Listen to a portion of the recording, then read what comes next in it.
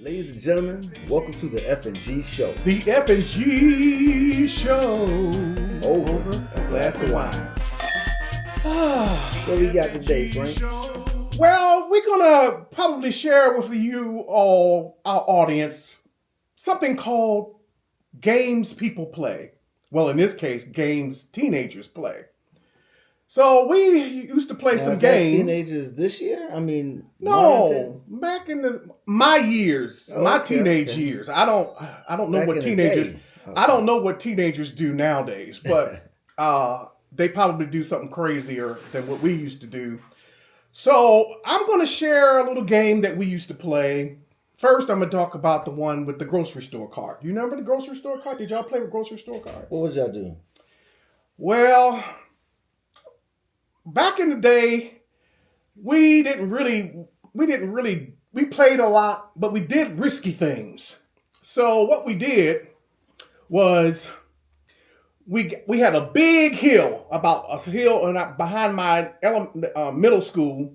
We called it middle school. It was not called middle school back then. Big hill. Junior high. Junior high. There we go. Help me out with my memory. I'm a little older, y'all.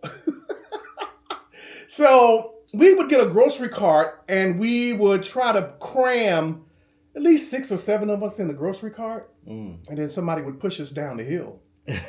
Dangerous, huh? Now, the only thing we came that was close to that was the art of skeeching. You ever heard of skeeching? See, he's from up there, Baltimore.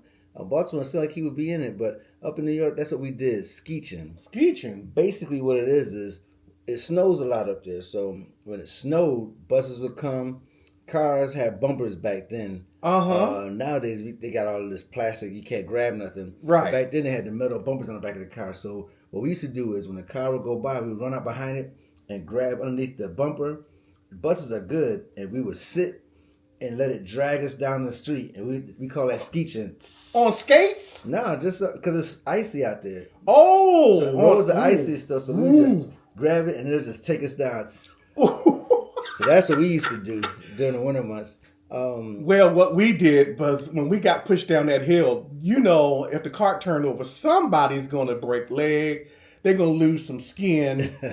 And yes, there was skint elbows, skint up knees, but we kept doing it. I don't know why we kept doing it. Yeah. We kept banging our bodies up and screeching our bodies because we would try to cram 6 of us in that cart. And we were not little, but we made it. We made it. We got down that hill. And somebody always got hurt, as they say. Did you get hurt? No, I didn't get hurt. I didn't get hurt. I don't even know if I think I might have. No, I don't think I got hurt. I know somebody. When it was my turn to push the cart down the hill, one of my buddies got hurt, and he got hurt because he caught a cramp in his leg because everybody was trying to sit down in it so he wouldn't fall out and squeeze in there the best way he could. So he caught a cramp. He was always good for catching Charlie horses, and we ended up having to carry him home because his leg. We were screaming and hollering so bad. That's funny, man. Another thing, everywhere else, people, even in casinos, they always play craps. Mm-hmm. But I grew up with the game of CeeLo. Never heard of that. 4, 5, 6. You never heard of that? Mm-mm. It's the 3 dice game. Okay. And that's what we used to play up in New York. We used to call it CeeLo. And 3 dice game. Everybody else played craps. I still know how to play craps, but I know how to play CeeLo. That was the game that we played up in New York, man. Very easy. I could show you some other time. I don't want to waste your time with it. Y'all just Google it, ask Siri or ask ChatGTP. They'll tell you. CeeLo, okay. CeeLo, yeah. Not CeeLo Green. But no, that's what I was thinking. CeeLo Green. 4, 5, 6. 4, 5, 6. Yes. Well, another game that we used to play, well, me, I was considered a little bit of a pyro maniac. I love to play with fire. I used to like the fire. I used to play with fire all the time. And one day, I decided, when, I don't know how old I was, maybe I was 13, 14, I decided I was going to find out what flammable meant. And do y'all remember this old stuff that your grandma used to dust the furniture with, Pledge? You remember Pledge, right? Yeah. So one day I got one of the big plastic milk bottles, and I guess I was calling myself doing a science experiment to test out what flammable does. And so I sprayed the pledge in the milk bottle. Then I lit a match and I looked into the milk bottle. I dropped this match in there. It blew up in my face. That's why he had no hair. That's why he got that wig on now. I ran through the house screaming because all my eyebrows were gone. All my eyelashes were gone, y'all. I looked crazy. I ain't had no eyebrow. It burnt off my eyebrows and my eyelashes. I was running through the house screaming, and my mother didn't know what I had done. And so that day, I found out what flammable meant. So don't play with matches. Yeah. But I didn't learn my lesson. Because you know what? One time, my mother had a thing. I was a little terror child, I guess. One day, my mother wasn't paying me no attention, and I think it was she was cooking dinner, and everybody was at the house, and I was trying to get my mother's attention, right? And I kept saying, "Mom, Mom." So she wouldn't answer me. So I just lit a match and just puffed it over there into the trash can. And nobody knew the trash was on fire, Gary. And it was getting bigger and bigger. I said, the trash is on fire. And they didn't know I did it now, because I probably wouldn't be alive today. But they didn't know I did it. So everybody ran over to the kitchen to get water to put the trash out. And then if that wasn't enough, I decided to kind of start a little bonfire in the back of the garage where we used to live. And there was a bunch of leaves back there, so I just threw a match down there. In the match. I couldn't put the fire out, y'all. The leaves were dry. Oh, yeah. The leaves quick. They come up. They ignite pretty fast, don't they? Yeah, it's funny how flames jump on you and they get out of control quick.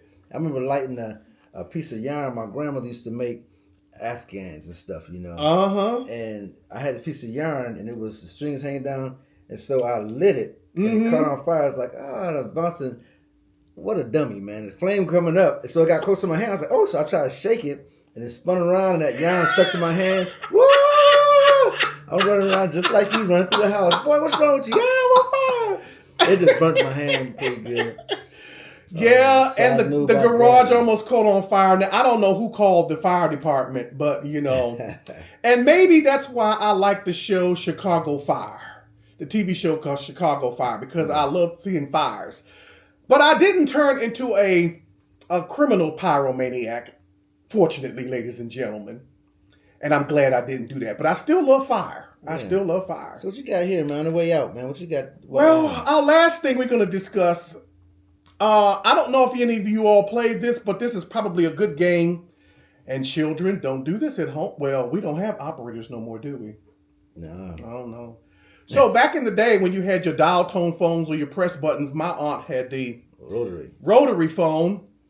And so what we used to do, me and my cousins, we used to play Mr. Dial Tone. And I'm going to demonstrate for you. We would pick up the phone, hit the operator. Beep, da, da, da. And you know what the person came on and said? Hello, this is the operator. And then here's what I would say. Hello, is this the operator? Yeah. How may you help me? Well, I want to know if do you know who Mr. Dial Tone is? And she would say no. And I would say, well, this is Mr. Dial Tone, bitch. You was using that filthy language, man. Boy, the operator would call it back. I would never pick up the phone.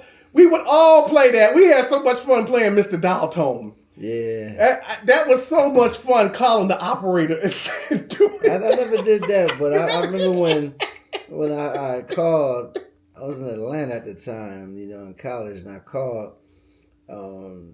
This is when transitioning to the telephones, and I got on the phone, I was like, man, I can't remember what it was. We came back from the club or something. I just dialed a random number.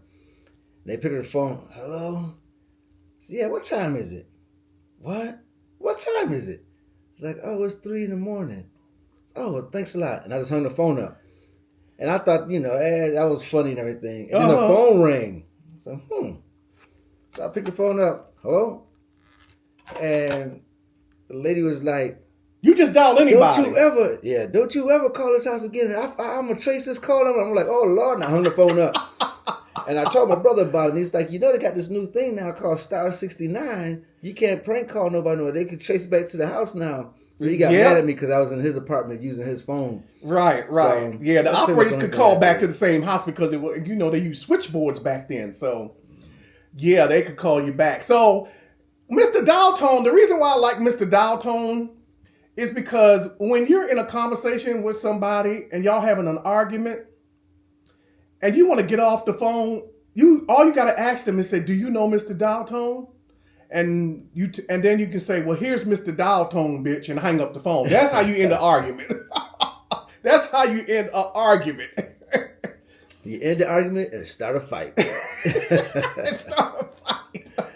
Well, ladies and gentlemen, we ain't going to hold you any longer, man. We'll do a part 2 of this later on because there's plenty of things we did back in the day that no longer being done today. That's right. So, ladies and gentlemen, this is the F&G Show. The F&G Show. Over a glass of wine.